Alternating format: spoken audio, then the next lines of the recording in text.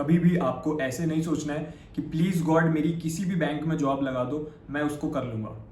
आप अगर हार्डवर्क कर रहे हो सही डायरेक्शन में एंड आपको खुद पे कॉन्फिडेंस है, तो आपको ये माइंडसेट रखना चाहिए कि SBI PO या फिर IBPS PO दोनों में से कौन सा मेरे लिए बेटर जॉब रहेगा जिसमें मैं बेटर परफॉर्म कर पाऊंगा।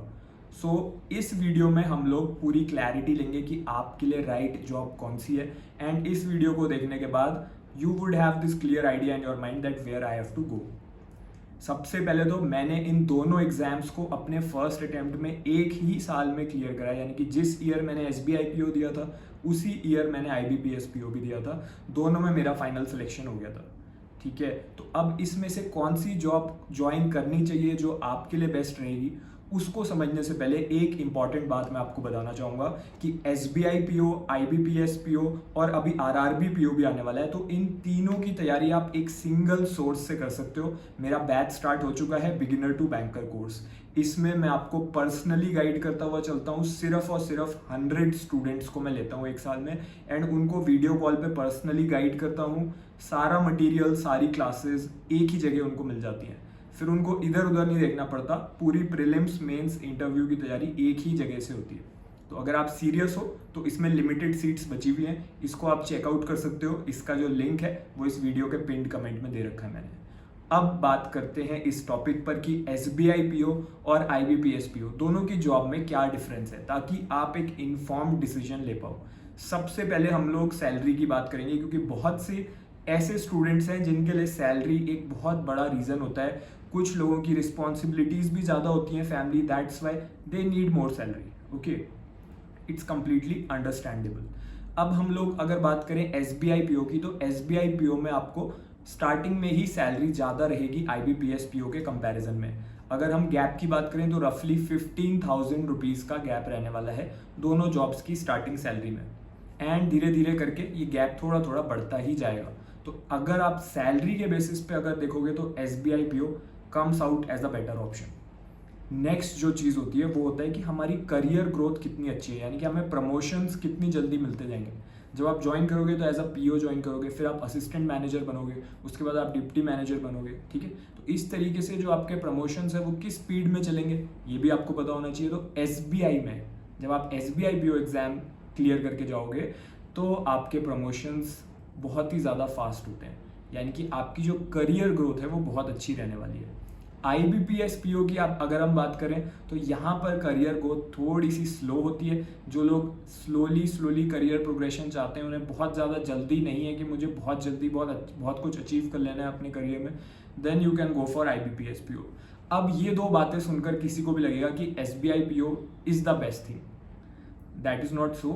मैं आपको दोनों साइड का बैलेंस्ड व्यू दूंगा। ठीक है, कोई भी जॉब अच्छी या बुरी नहीं होती, ये होता है कि हमें उस जॉब से क्या चाहिए, हमारी क्या रिक्वायरमेंट है, हमारी कौन सी नीड फुलफिल हो रही है। अब अगर हम बात करें ट्रांसफर्स की, तो जो SBI PO है इसमें आपकी ऑल इंडिया लेवल पर कहीं भी ट्रांसफ़र हो सकती है। आपको कुछ स्टेट अलॉट होंगे, बट कुछ टाइम के बाद आपको उन स्टेट से बाहर भी पोस्ट करा जा सकता है। ठीक है, तो ये बात आपको ध्यान रखनी है। अगर आप इस टाइप के आउटगोइंग पर्सन हो कि यू डू नॉट केयर कि मुझे कहीं भी पोस्ट कर दो, you take it as a challenge, you like to travel, okay, and आपको इससे कोई प्रॉब्लम नहीं है, आपको स्टेबिलिटी नहीं चाहिए, आप अपने घर के पास नहीं रहना चाहते, then you can go for SBI PO। Okay, but IBPS PO जो होता है इसमें आपके जो ट्रांसफर होते हैं वो बहुत ही लोकलाइज्ड होते हैं। जब आप कोई बैंक चूज करते हो, ठीक है, तो क्या सोच के चूज करते हो? जो IBPS PO की लिस्ट है उसमें बहुत सारे पब्लिक सेक्टर बैंक्स गिवन है, तो जो हर एक बैंक ऐसा है जिसका हेड ऑफिस पूरे इंडिया में किसी एक स्टेट में लोकेटेड है। ठीक है, एंड किसी स्टेट का वो लीड बैंक बोला जाता है। लीड बैंक का मतलब होता है किस स्टेट में उस बैंक की सबसे ज़्यादा ब्रांच है। तो आपको ये देखना है कि मैं जहाँ रहना चाहता हूँ, अगर मैं अपने घर के पास रहना चाहता हूँ, ठीक है, लेट्स से मेरा घर महाराष्ट्र में है, तो महाराष्ट्र का लीड बैंक कौन सा है, यानी कि जो IBPS की लिस्ट है बैंक्स की, इसमें से कौन सा बैंक है जिसकी सबसे ज़्यादा ब्रांचेस है, फिर मैं उसमें अप्लाई करूँगा अगर मुझे अपने होम टाउन में रहना है या फिर अगर मुझे अपने घर के पास ही पोस्टिंग चाहिए। ठीक है, जो इसमें ट्रांसफर्स भी होते हैं IBPS में, अगर आपने अच्छा बैंक चूज करा जिसकी HR पॉलिसीज अच्छी हैं। दो एग्जाम्पल मैं दे देता हूँ। पंजाब नेशनल बैंक है, ठीक है, एक स्टूडेंट था उसका पंजाब नेशनल बैंक में हो गया था। ठीक है, बट उसको अपने घर के पास पोस्टिंग चाहिए थी, उसको मिल गई थी, क्योंकि पंजाब नेशनल बैंक एंड दूसरा बैंक ऑफ इंडिया, इन दोनों में अगर आप बाकी बैंक से कंपेयर करो तो यहाँ पे HR पॉलिसी अच्छी है, यानी कि ट्रांसफर्स में थोड़ा सा रिलैक्सेशन मिल जाता है, ठीक है। तो IBPS can be a better choice for you अगर आप अपने घर के पास रहना चाहते हो, बट कौन सा बैंक चूज करना है वो आपको अपने स्टेट को देखकर करना पड़ेगा। अब अगली चीज के ऊपर आते हैं कि जो हमारा वर्कलोड है वो कितना रहेगा। देखो, आप दो टाइप के स्ट्रेस ले सकते हो। एक तो स्ट्रेस है जॉब का स्ट्रेस, कि आपकी जॉब नहीं लग रही है, अभी आप ऑलरेडी स्ट्रेस में हो गए अगर आपको SBI PO या IBPS PO आप क्लियर करना चाहते हो। दूसरा स्ट्रेस है सिलेक्ट होने के बाद का स्ट्रेस, जब आपको एक्चुअल में वर्क करना पड़ेगा, ठीक है। अगर आपसे यही स्ट्रेस हैंडल नहीं हो रहा है अभी कि एग्जाम में कैसे क्लियर करूंगा, अगर आप अभी भी नर्वस हो तो फिर उस स्ट्रेस को आप कैसे हैंडल करोगे, that is a different kind of stress. SBI IBPS किसी भी बैंक में जाओगे, वर्क तो आपको करना पड़ेगा।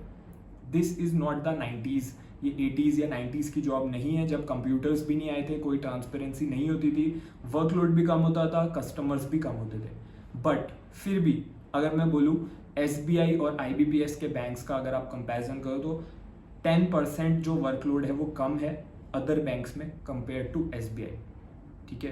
तो ये एक मैं मार्जिनल वे में कह रहा हूँ कि 10% वर्कलोड कम है, क्योंकि SBI का कस्टमर बेस बहुत ज़्यादा है।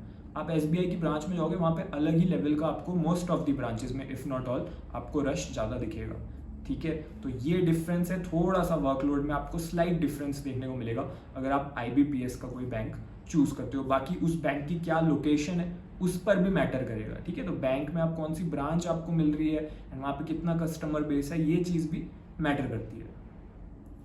सैलरी हमने बात कर ली, हमने ट्रांसफर्स की बात कर ली, हमने करियर ग्रोथ की बात कर ली। अब आपको एक डिसीजन लेना है कि मुझे SBI PO क्लियर करना है, SBI PO में जाना है या IBPS PO में जाना है। देखो, एग्जाम तो दोनों क्लियर करने हैं। जब आप इस कॉन्फिडेंस के साथ अपनी तैयारी करोगे कि मुझे दोनों एग्जाम क्लियर करने हैं, तो आपके सच में दोनों एग्जाम क्लियर होंगे, ठीक है।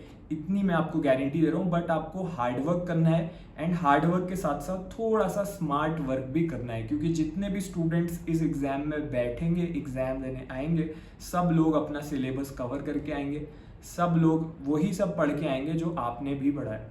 तो आपको खुद से पूछना चाहिए कि मैं क्या डिफरेंटली कर रहा हूँ। इस वीडियो के नीचे कमेंट करो कि आप कौन सा बैंक ज्वाइन करना चाहते हो। I wish you all the best.